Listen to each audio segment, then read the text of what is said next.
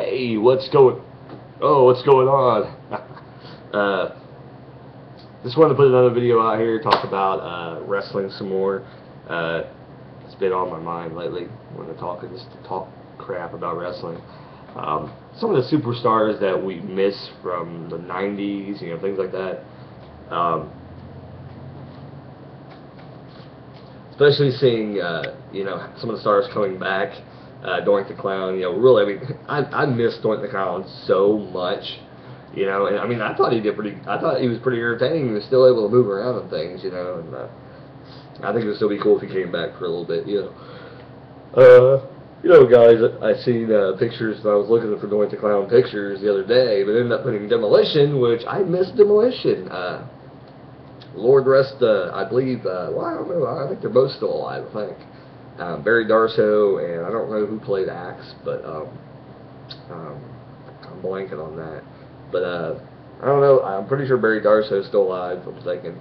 I don't know if the Axe guy's still alive or not. He was a few years ago, I thought. But so it'd be great to see those guys again. In the WWE, in their prime. They were pretty awesome. So. That's the days of tag team wrestling. I think that everybody misses in the WWE when there was like 20 billion tag teams in the WWE, and Vince McMahon was probably paying out the ass for them, back in the day. Which they probably weren't paying as much as they do now, because and then cost of living has went up so much dramatically since then. So yeah. I did happen to see a picture of Bastion Booger doing an indie show or something. It's like, wow,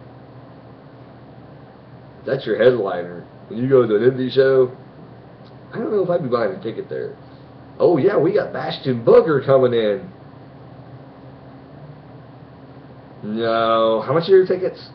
$10? No, definitely not. No, hell no. That's your main eventer? Oh my God. No, I'm good. I like Bastion Booger, the character, and I like the guy, because he played a lot of characters. I think he was in, I think he's the same guy who played Norman in, I want to say he's the same guy who played Norman in WCW, and, I liked this character then. I think he tag teamed with the Juicer, at the time. It's not like the Juicer, rest in peace, because he was a great superstar that never really got that potential. I think he was I think he came from Mexico, because I think he worked with Conan and stuff like that in Mexico before he came up in the early 90s to work in WCW. So sad that he passed and never really got to see his full potential, because I think he was really over. If you want to see who the Juicer is, definitely type up Juicer WCW, and there's probably some videos out there. Definitely probably have to look that up tonight. But I miss that guy. I miss Glacier. I'm still not understanding why Glacier did not take off. I think if they would have given Glacier a cooler mask and things like that, like Mortis and Wrath, he would have went on to do better things. Lord help, Wrath was Adam Bomb underneath the mask, and Mortis was Canyon, who went on to do multiple amounts of things. Glacier just didn't take off. And the weird thing is, the whole Blood Runs Cold storyline, the babyface did not get over. The heels did. How the hell does that work? WCW was so backwards, though. It's sometimes things would work, and you'd be like, huh? But then the things that they thought would really work never got over. And there's a lot of things in WCW history, if you go back and look at it, there would be, wow, craziness. David Arquette, who the hell thought that was going to work?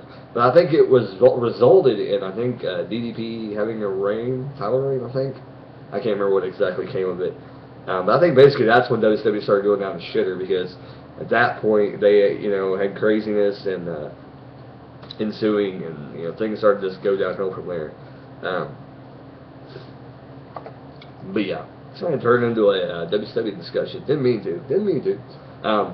But basically, some of the stars that we missed from the 90s, the Mountie, John Pierre Lafitte, where the hell do these guys go? It's these guys are still kind of young, and it's where do they go to? Do they just die in the indie scene and just kind of give up on wrestling, or what? I could see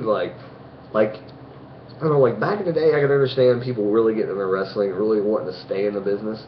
But like now, and it's like if you try and go into business and it doesn't work out, you know, I think nowadays it's just like, you know, well, you might as well give up, because if you get one shot and you don't make it in the WWE, or you get cut like probably the first couple, or like the first time, you're probably not gonna have another shot in this day and age, because there's so many people out there that, you know, want that opportunity. So if you don't present yourself in a manner to where, you know, you're gonna probably get over again, you know, it's gonna be hard to get back up to that you know, place again.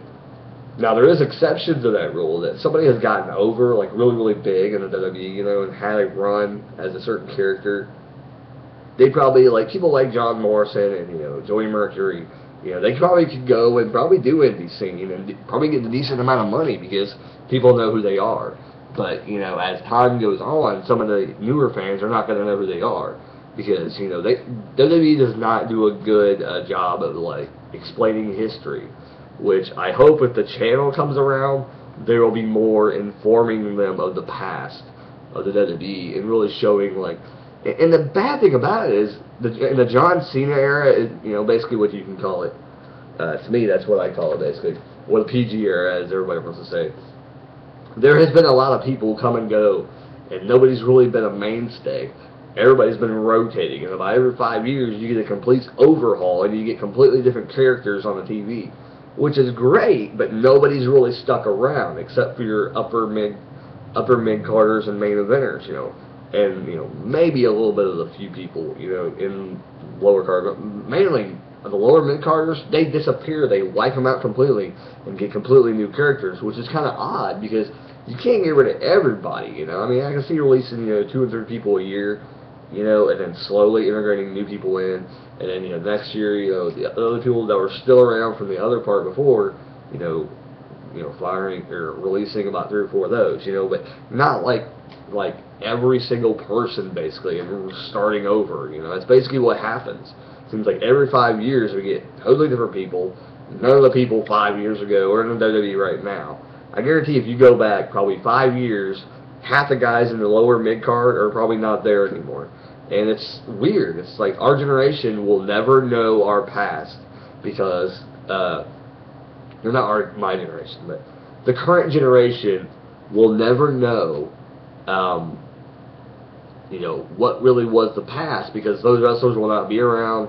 You know, you really can't go, I mean, you can go online, but it's going to take some work, you know, to find, you know, the roster from, like, I mean, if you go to 2000, like, let's go to 2005 Survivor Series, see how many of those guys are on the roster right now. Because I guarantee a lot of them probably aren't there anymore, either are in TNA or just nowhere to be found, and probably doing indie shows somewhere, or basically quit the business because probably, you know, they couldn't get a job anywhere else. You know, if you make it on the pay-per-view, you're usually pretty good, but sometimes they will, you know, throw on some filler matches, and those guys will make it on the show. But, you know, there's been some surprises, like Santino. I don't know how the hell he stayed around this long. I'm surprised he didn't get cut, you know, sooner. But, you know, he does have talent, so, you know, they're gonna, I mean, a guy like him makes it, but a guy like, I'm blanking on his name, the Russian guy, he doesn't make it, which I don't understand. I don't know what happened with his character. I kind of missed that part with old Core and Nexus, and then he was kind of going around that time, and I think he got a, I know he was in a triple threat match for the world title at one point, and then that's all I heard. And then the next time I seen him, he was in a tag team with I think Santino, and I'm like, what the hell happened here? It's like, wow. They might have been tag team champions, I'm thinking. God, I can't think of his name. Anyway, that's been my discussion. Tell me who you missed down below from the 90s. Who you missed from WCW. If you wonder where they are, blah, blah, blah. Let me know who you missed and what characters you like from the WCW days that you wish is still around today in the WWE or in TNA. So, thank you for watching, and keep on watching, and I hope you enjoy my crazy random videos I upload. Later, guys.